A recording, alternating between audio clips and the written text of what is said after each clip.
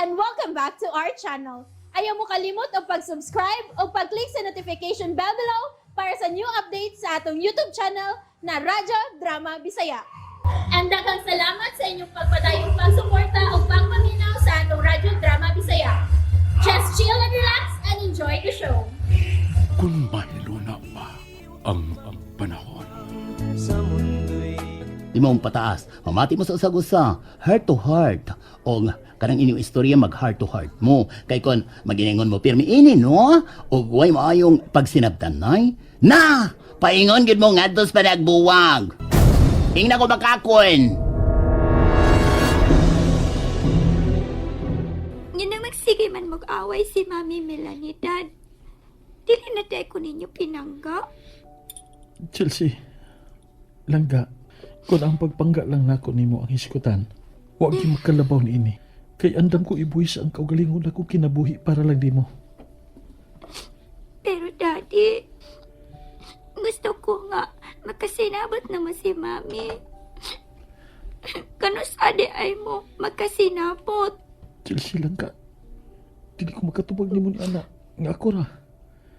Kay kaming duha, mismo si Mami nimo Melanie ang makahatag sa ustong tubag sa mauni mong pangutana. Kaming duha, Chelsea.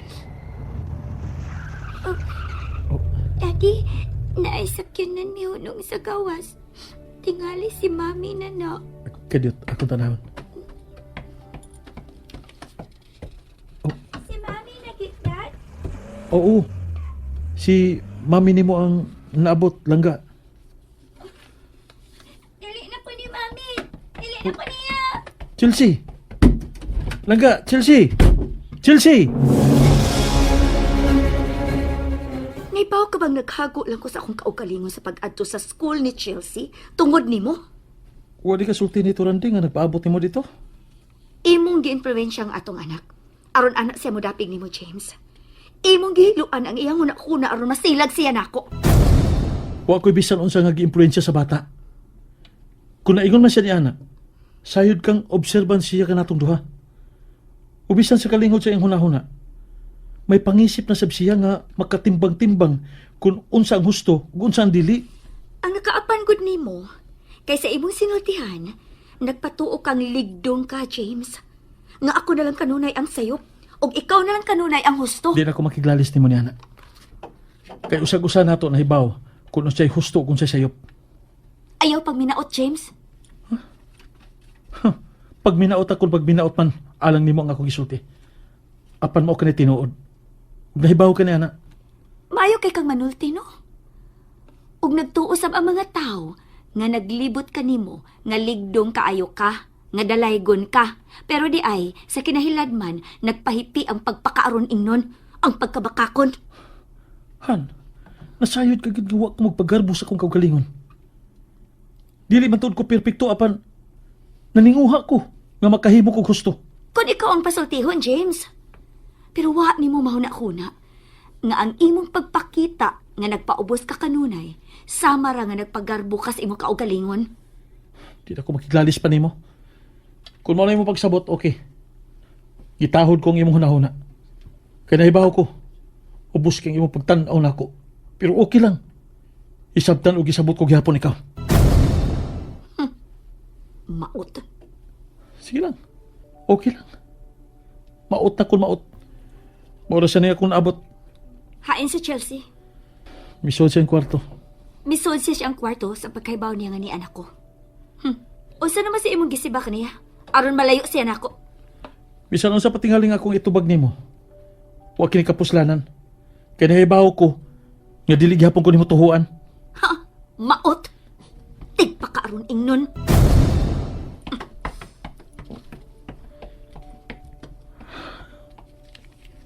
Tinuo ko. Diyos ko, hatagi pa akong kalikon. Maluwi ka na ko. Bisan og tungod og alang na lang sa mong anak ni Chelsea.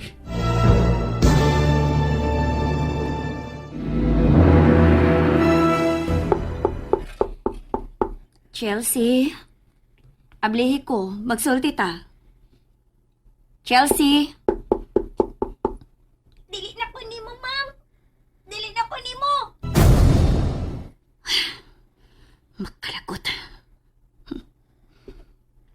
Chelsea, please. Ablihin yung pultahan. Magsulti ta. Dili na lagi ko nimo. Dili na ko. Buisit. Palaguton bagay ko nimo, ha? Ablihin yung pultahan. Dili ko. Dili ko. Chelsea, ayaw kong palaguta. Naibaw ka ba? Nagihimo ko ninyong buang sa akong pag-adto sa imong school? Nga ka na dito? Gihago ko nimo. Basta, dili ko. Dili na ko nimo. Kayo sa magisiba ni daddy nimo, James, ha? Nga nawadaan ka naman sa maayong pamatasan. Unsa? Daddy! Daddy, tabangi ko! Daddy! Chelsea, palaguton yung kanimo, ha? Palaguton yung kanimo! Melanie, please. Ayaw na atong anak. Ayaw panghilabot, James. Ayaw gyud panghilabot. Kay ikaw rin ba nakaingon kung anong naingon ini sa Chelsea? Wa na'y batasan ug wa na'y pagtaod nako. Usa man pagsabot sa tong anak, kung dili ka man tigo nga mo paubos sa imong tingog sa pagdisiplina niya. Ayaw ko tudlo eh. Kainahan ko. Ako ang nagdanit Chelsea sud sa siyam kabuan diri sa akong sabakan. Og akong usbon, siyam kabuan kong nag-antos sa pagsapupo niya diri sa akong sabakan. Og mas nasayod ko kay kanimo kung unsay akong gibuhat.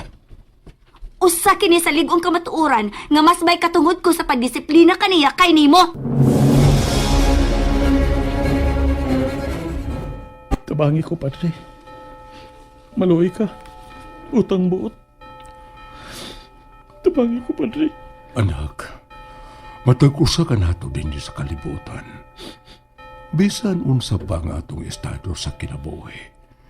Gikaluha na ito kitang daan o krus nga may atong pasunon. O mga pagsuway o kabahin ng kini sa atong kinabuhi. Sa tumo nga mahimo kitang angayan o takol sa kingharian sa langit. Nasulti ko na ni mo ang tanan, Father.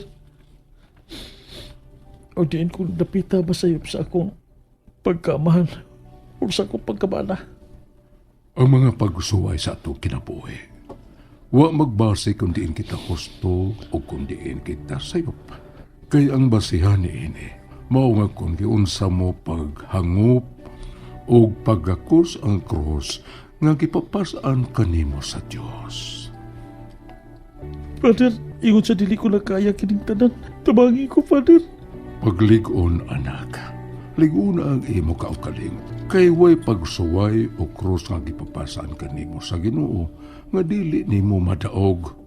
Bisan tuo na sinati nato ang kapait og sa kasakit nga mga pagsuway nga atong nasinati. Apan ayaw kinig isipa nga gikastigo ka sa Dios. Kay iya ka lang gisukod kung unsa ka kaligon, kung unsa kadako ang imong pagtuo o pagsalig kaniya. Tungagi ang imong pagtuo o pagsalig sa Dios.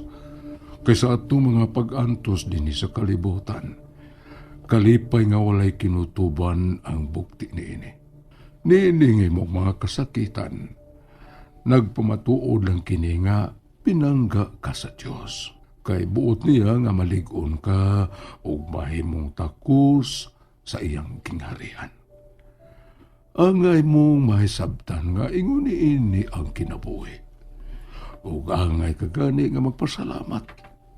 Kay wa kagyud pasagdi sa Ginoo. Bato niya ang mga hiyas nga sama sa naangko ni San Padre Pio de Pietrelcina nga mihad sa iyang mga pag-antos ngadto sa atong Ginoong Hesukristo. Kay mao kini ang grasya nga ikaw nahimong kabahin sa pag-antos o pagpasakit sa atong Ginoo. Ibabaw sa krus.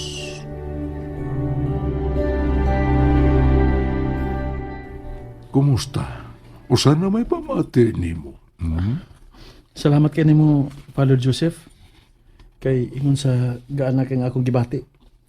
Ingon sa nanumbalik ang foundation sa akong pagtuo sa Ginoo. Nga sud sa dugay ng panahon, ako lang nataligaman. Nga ako na taken for granted. Pasalamati ang Ginoo, James. Kay maayo gyud kaayo siya. Og mahal ka gyud kaayo niya. Wa si magtan-aw sa ato mga pisikal nga aspeto. Kung unsa ang ato mga kalampusan, dungog o mga butang nga naangkon, apan mao iya nga makita og bililhon alang kaniya. Kung unsa ang tinuod nga bahandi nga nagpuyo sa tagsatag sa taka mga kasing-kasing. Kung giunsa usab nato kini pagpaambit ay libna sa labing ubos ta mga kaigsuonan. Salamat sa Ginoo, Father. Kay iyang napabukang ako mga matas kamatuoran. Talay ko ng Ginoo, James. Sige. Mauna ka to ha, og pagdaikon kayo siya hangtod sa kahangturan.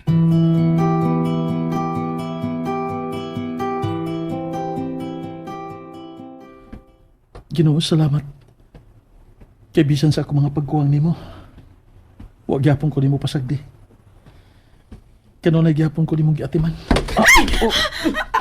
Sa mga bay, huwag ka magtanaw sa mong gilaktan. Oh, Bro James? Ikaw ba kini? Baldwin? Ikaw? Ug kauban nimo si Misery kami? Kuan. Hi, Sir James. Ikaw din ni Sir. Hala, sorry, Sir. Wa ko makabantay sa akong gilaktan og nadas maganta ka. Sorry. Hi. Bro, way manis siya ha. Way manis siya na yung pag-uban ni Ricame ha. Nagkita lang mi dito sa unahan og nagdungan ng pud may paingon din eh. Kay parehas may paduong na pud nga musakay og jeep para makauli. Oh, bro. Bituto ka man gud nako. Ano, bro? Ha? Bro? And that's it, everyone. Stay tuned for the next episodes. Bye!